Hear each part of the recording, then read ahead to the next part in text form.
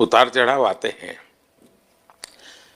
लेकिन एक जो लंबी तपस्या होती है वो समय पे काम आती है। आपने खेल में जो तपस्या की है वो जरूरत पड़ने पर उसने अपना रंग बिखेरा। विराट, बताइए, इस बार की लड़ाई तो आप उतार चढ़ाव वाली रही आपकी। पहले तो बहुत बहुत शुक्रिया आपका कि आपने हम सबको यहाँ बुलाया।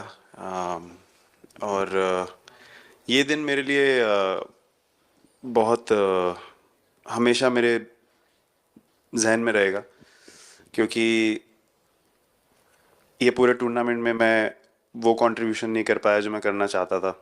और एक समय पे मैंने राहुल भाई को भी बोला कि मैंने अपने आप को और टीम को दोनों को न्याय नहीं दिया अभी तक। तो इन्होंने मुझे बोला कि जब सिचुएशन आएगी तो मुझे भरोसा है कि तुम परफॉर्म करोगे। तो ये कॉन्वर्सेशन हमारी हुई थी, और जब हम खेलने भी गए तो मैंने पहले ही रोहित को बोला, क्योंकि मेरा जैसे टूर्नामेंट गया था मुझे इतना कॉन्फिडेंस नहीं था अंदर जब मैं खेलने जा रहा था कि वैसी बैटिंग हो सकेगी जैसी मैं करना चाहता हूँ। तो जब हम खेलने गए मुझे पहले 4 बॉलों में 3 चौके मिले, तो मैंने इसको जाके बोला, मैंने कहा यार ये क्या गेम है ये, मतलब एक दिन ऐसे लगता है एक रन नहीं बनेगा और एक दिन आप जाते हैं और सब कुछ होने लगता है। तो वहाँ पे मुझे फील हुआ कि, और स्पेशली जब हमारी विकेट गिर गई, कि वो सिचुएशन में मुझे अपने आप को सरेंडर करना है। टीम के लिए क्या ज़रूरी है इस समय पे, सिर्फ वही मेरे फोकस में था। और मुझे ऐसा फील हुआ कि वो मुझे उस जोन में डाला गया। अब वो मैं किस वजह से डाला गया वो एक्सप्लेन करना मुश्किल है, बट मुझे ऐसा फील हुआ कि बिल्कुल मैं उस मोमेंट में बंध गया।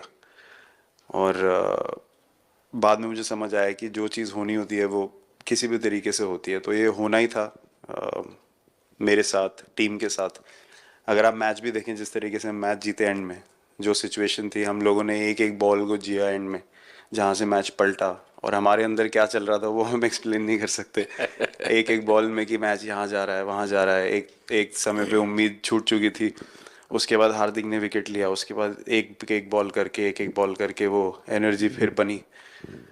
तो मुझे खुशी इस बात की कि मैं इतने बड़े दिन में कंट्रीब्यूट कर पाया टीम के लिए एक मुश्किल समय के बाद।